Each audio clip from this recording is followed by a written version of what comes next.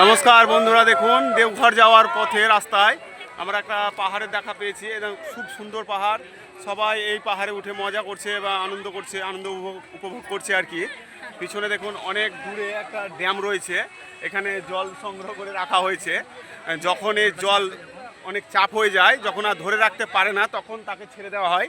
এই পাহাড় থেকে কিন্তু নদীর সৃষ্টি হয়, আপনারা সবাই জানেন। এই দেখুন দূরে ড্যামটা দূরে আছে, আমি জুম করে দেখাতে পারছি না কারণ আমি ফ্রন্ট ক্যামেরায় ভিডিওটা করছি।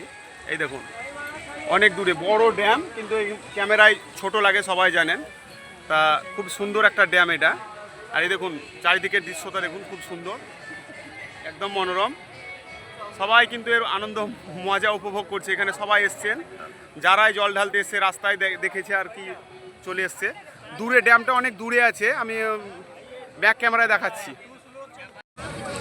অনেক দূরে দেখুন, ফেটে যাবে, অনেক দূরে আছে ড্যামটা। ওই দেখুন ওই দিক দিয়ে আর কি জলটা পাস করে দেয়, তারপর ওই দিক থেকে নদীর একটা সৃষ্টি হয়ে যায়, এখান থেকে নদীর উৎপত্তি হয়।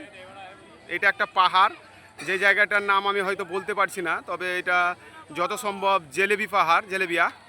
ওই দেখুন দূরে অনেকটা এলাকা জুড়ে জলমগ্ন একদম। রাতে প্রচুর বৃষ্টি হয়েছে, তো এখানে সবসময় জল জমানো থাকে। এটা একটা ড্যাম।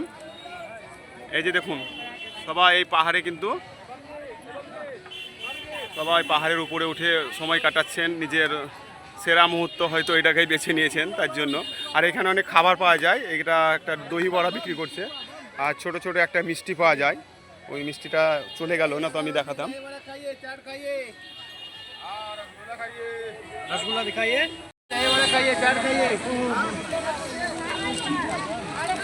দেখুন বন্ধুরা, রসগোল্লা বালাকে পেয়ে গেছি। দাদা দেখি একটু দেখিয়ে দিন, দাদা একটু এই দেখুন একদম ছোট ছোট রসগোল্লা, একদম ছোট ছোট গিডলি বোঁদের মতো রসগোল্লা, একটু বড় বোঁদের থেকে।